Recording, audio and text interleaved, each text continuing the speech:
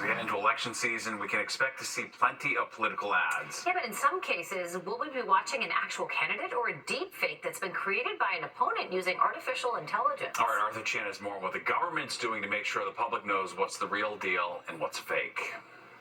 The urgency over AI-generated deepfakes is intensifying this week. The latest victims are some high-profile ones, including actor Tom Hanks, posting a warning to social media that a video that's been circulating promoting a dental plan is not him, and that his image was used without his permission. And during Friday's storm, Governor Hochul signed into law a ban on pornographic images generated with AI without the consent of the individual. Whether private citizens or public figures, the technology is getting so good, it's scary. What does this have to do with kidnapping old Elon? Don't they know it would have been easier to just deepfake me? I am not Morgan Freeman, and what you see is not real.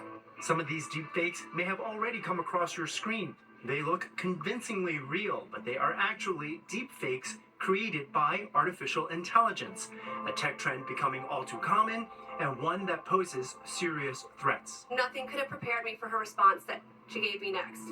Mom, these bad men have me. Help me, help me, help me. She begged and pleaded as the phone was taken from her. Arizona mom Jennifer DeStefano shared her horror story during a Senate Judiciary hearing in June. She says she got a phone call from who she believed was her daughter, saying she'd been kidnapped and her abductors were demanding money.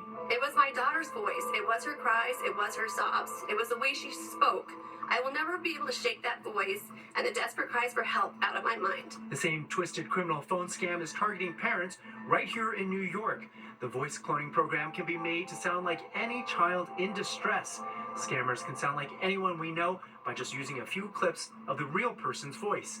Americans were swindled out of $8.8 billion last year through fraud schemes, which the FTC says is rapidly learning how to make deepfakes. With election season quickly approaching, deepfakes bring a new set of dangers. And to be honest, I'm not fully aware how prepared they are. Todd Helmus is a behavioral scientist with Rand Corporation, and he believes deepfakes in campaign ads will be used against both Democrats and Republicans. And Congress is, of course, stymied by partisanship and its ability to implement new laws and new regulations. So I don't think the government's prepared for this. New York Congresswoman Yvette Clarke is proposing a bill that would require parties to simply disclose the use of AI-generated content in their ads. Right now, what we're seeing on the internet, unfortunately, is the Wild West of the internet.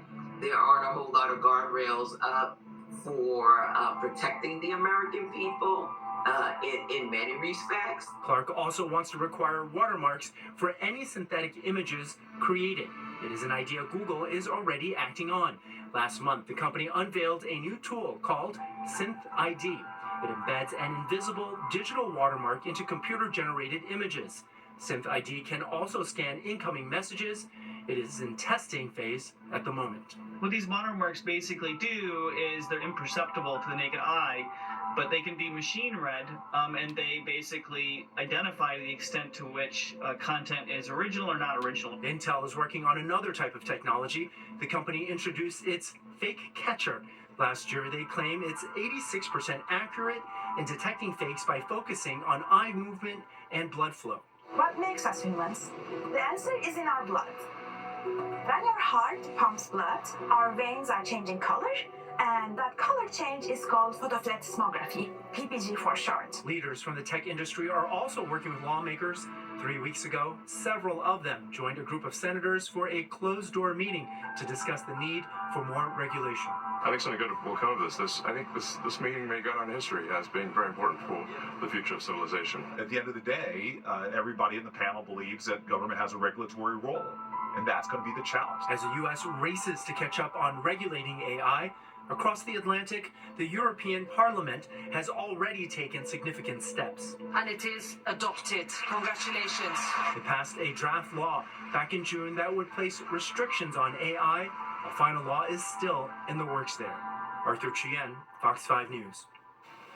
Yeah, this is going to be a huge issue for sure. That's scary already. Yeah. All right, turning now to the